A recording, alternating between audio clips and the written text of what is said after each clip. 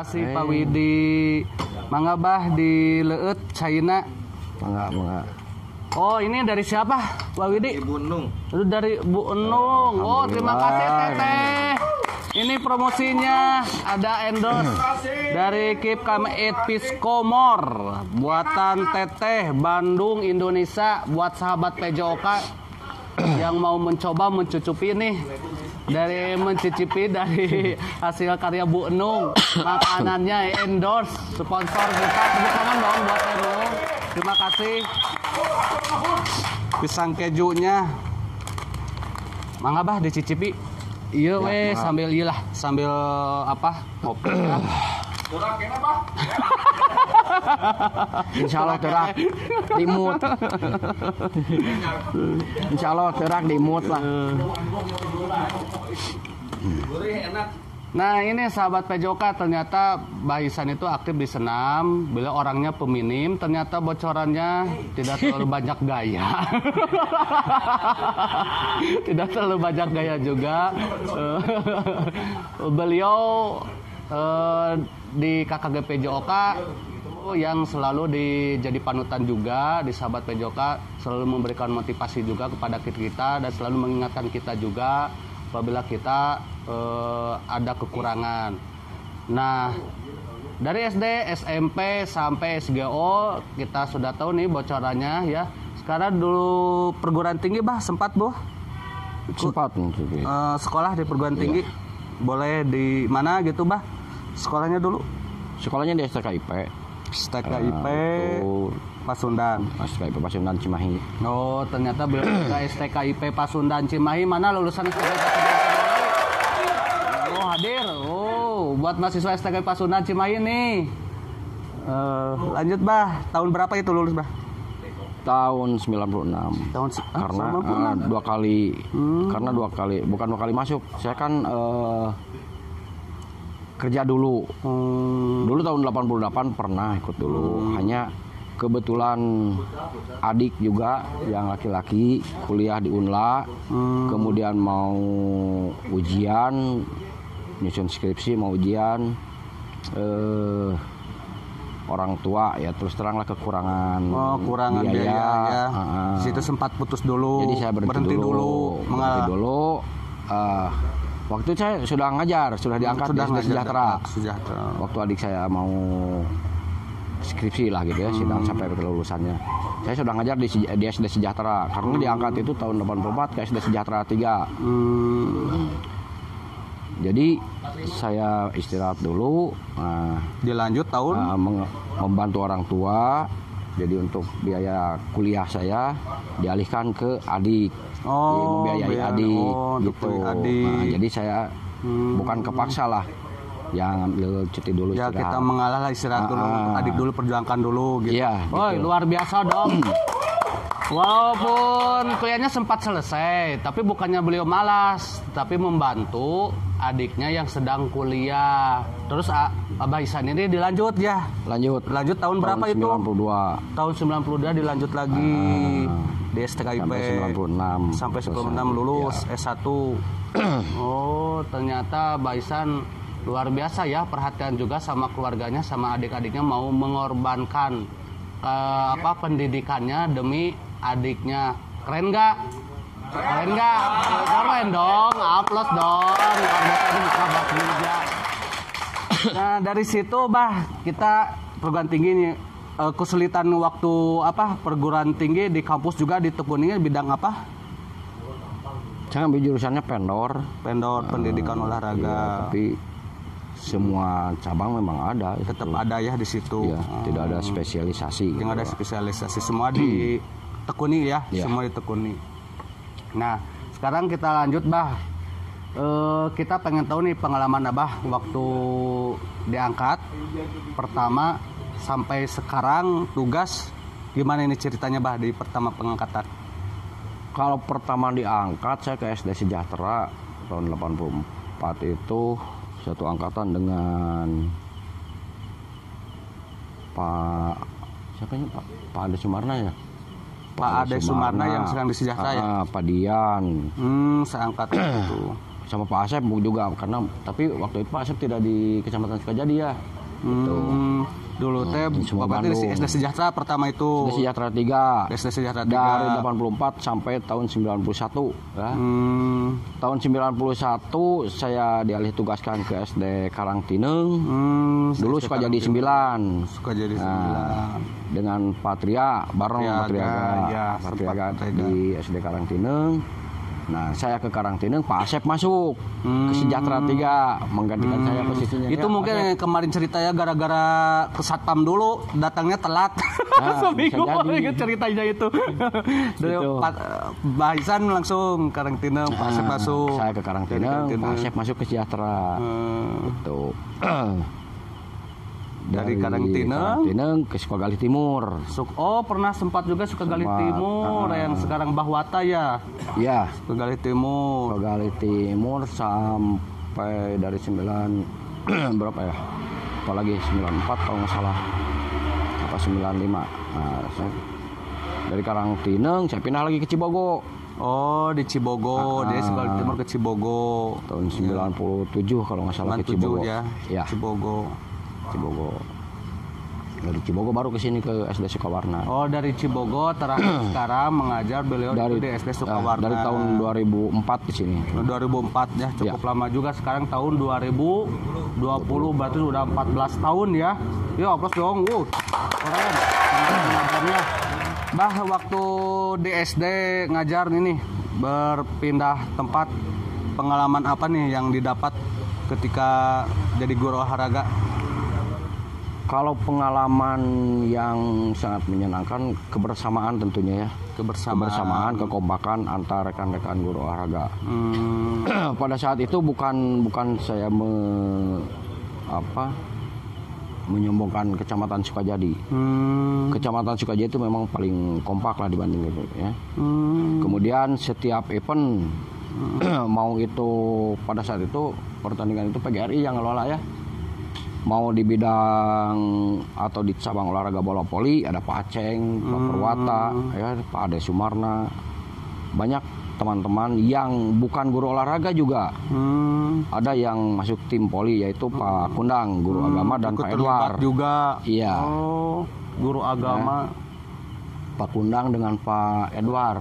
Pak Edward juga. Guru agama juga. Tapi sehari-hari bergabung dengan guru PJOK. Di cabang bulu tangkis ada Pak Dian, ada Ibu Tuti, gitu ya. Perempuannya Bu Enung, gitu. Banyak lah. Jadi pada saat itu memang Kecamatan Sukajadi itu bisa diandalkan lah untuk tingkat Kota Bandung. Nah, kalau saya secara pribadi sih,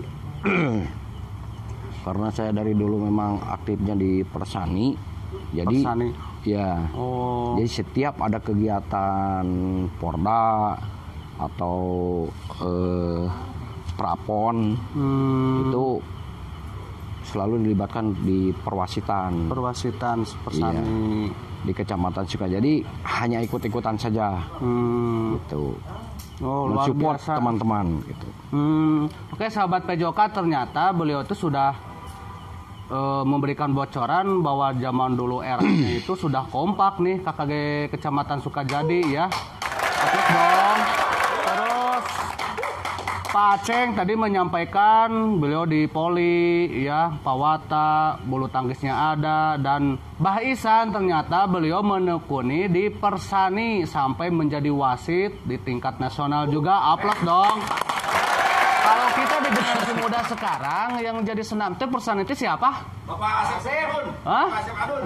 Bapak Asep Adun, ada Bapak Asep Adun? Bapak Asep Adun, menurut. Nah, Bah, jadi menggelitik ya ketika kekompakan itu, kenapa bisa terjadi solid gitu, Bah? Nih buat teman-teman juga nanti nih.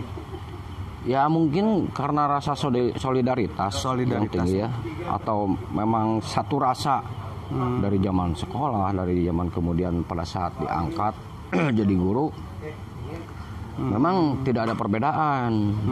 Nah, bahkan setiap minggu satu hari ada jadwal bulu tangkis sama-sama ya.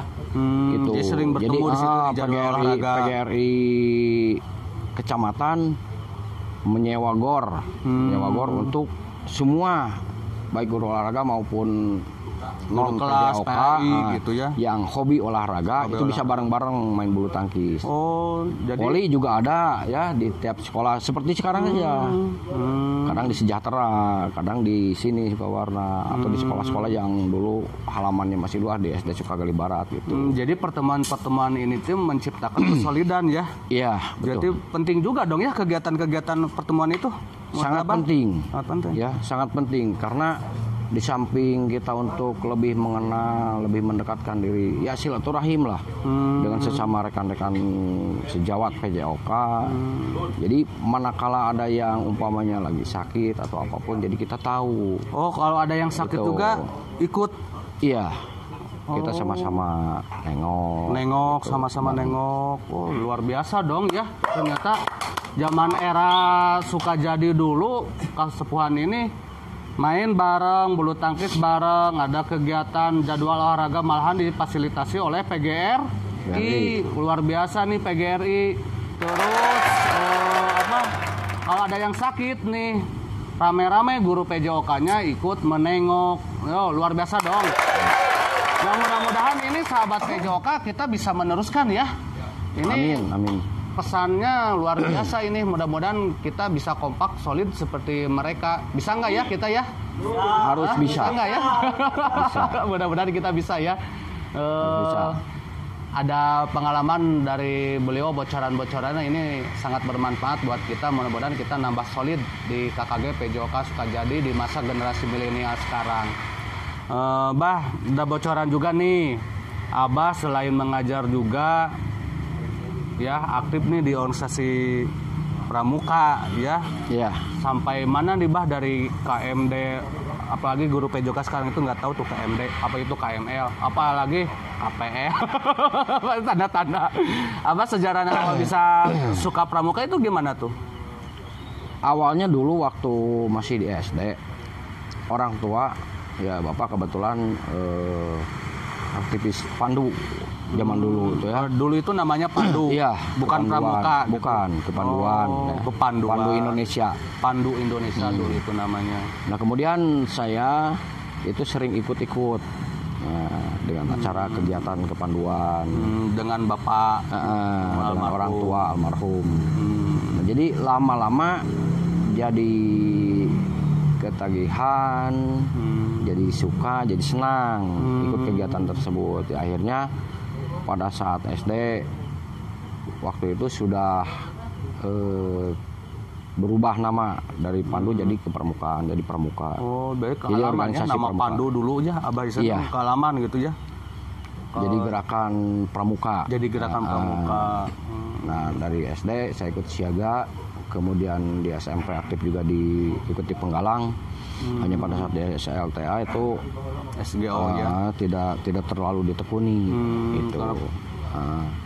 Nah, yang aktifnya lagi itu setelah mengajar. Setelah saya diangkat lagi. karena pada saat itu di SD Sejahtera khususnya yang pada saat itu saya ngajar,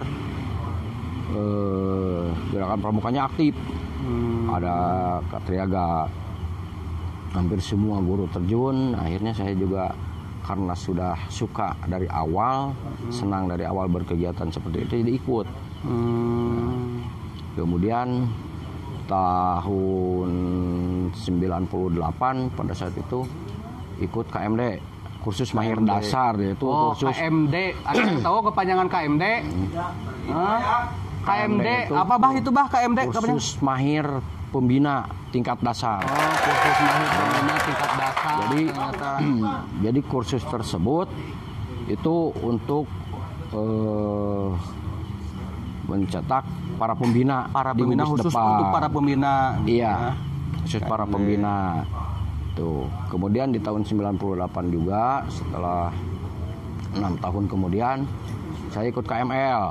KML apa itu KML? Kursus mahir pembina tingkat lanjutan. Kursus mahir pembina tingkat lanjutan. Nah, bedanya kalau pada saat KMD itu tidak ada spesialisasi lah penggolongan ya. Oh, ada jadi spesial gitu. Yang dipisah-pisah gitu. Yang sudah dipisah-pisah yang spesial itu pada saat KML. Khusus mahir pembina tingkat lanjutan. Di situ ada yang spesialisasi atau khusus untuk golongan siaga, kemudian penggalang dan penegak. Siaga, penggalang, penegak. Kebetulan pada saat KML saya bareng dengan Pak Asep. Oh, Pak Asep juga bareng. KML di Kecamatan Sukajadi. Juga. Kecamatan Sukajadi itu waktu itu 10 orang ya. Ikut. Pak Asep, Kataria, gitu. 10 orang dari Kecamatan Sukajadi. Nah, kebetulan pada saat itu penggalang semua ya Pak Asep ya. 10 orang itu penggalang. Semua penggalang. Iya, ikutnya. Berarti jago tekpram nih kayaknya nih. Jadi ada ciri yang membedakan antara pembina siaga, penggalang dan penegak. Apa itu Bah? Yaitu cirinya? begitu selesai KML mendapatkan pita mahir. Pita mahir. Pita mahir. Pita mahir nih. Gimana ini pita mohon mahir? Maaf ya, mohon maaf.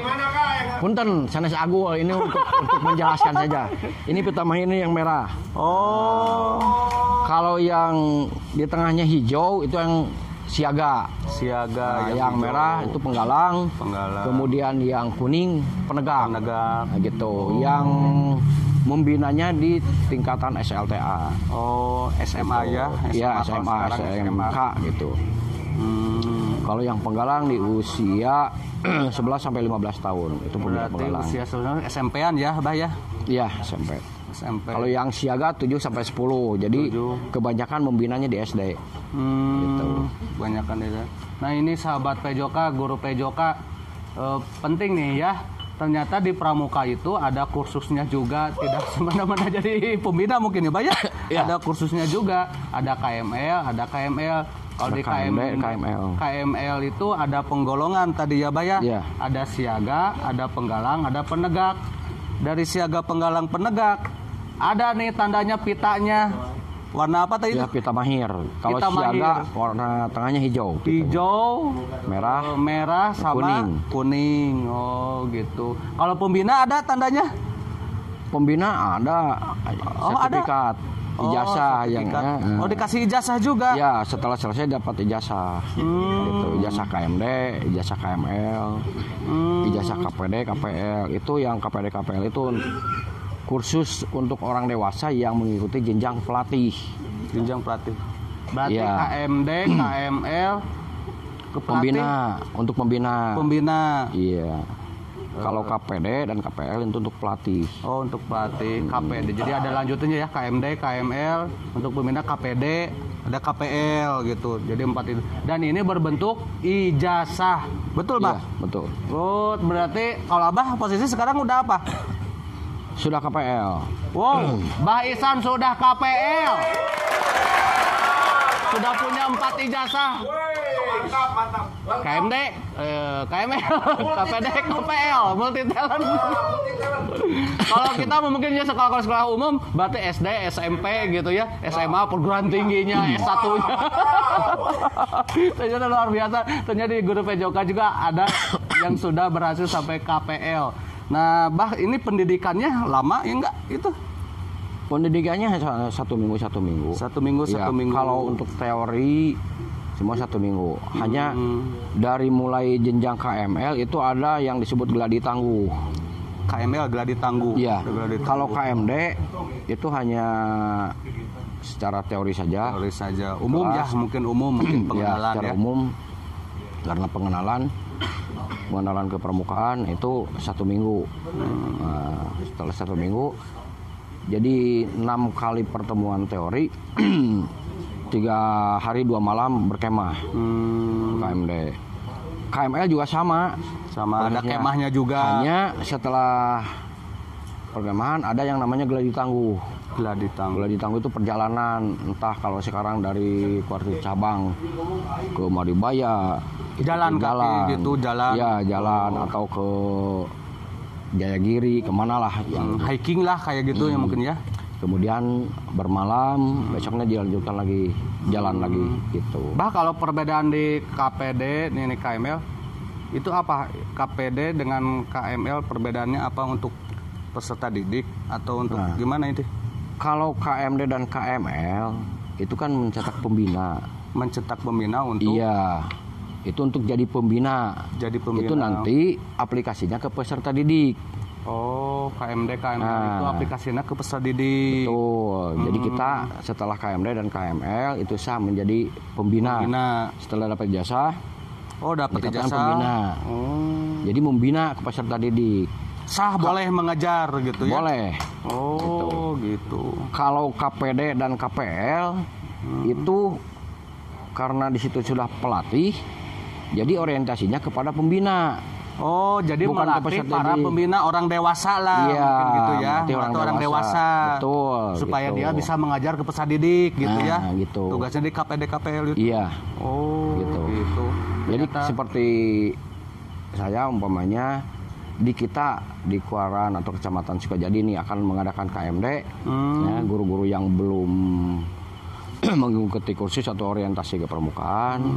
Nah, saya nanti ditunjuk oleh kuartir cabang untuk memberikan materi gitu. Oh, jadi pemberi Jadi materi pemberi materi. narasumbernya Iya. untuk para pembina. Untuk para pembina. Oh, Itu jadi namanya pelatih. namanya untuk pelatih. Iya, disebut pelatih. Disebut gitu. pelatih. Kalau pembina orientasinya ke peserta didik, memberikan materi ke peserta didik. Gitu. Jadi cukup untuk peserta didik mah punya KMD KML aja cukup ya. Iya, Karena KPD KPL hanya untuk orang dewasa saja. betul. Ternyata betul. Beliau paham juga nih sahabat Tejoka tentang apa itu KMD KML sampai KPL. Yang luar biasa.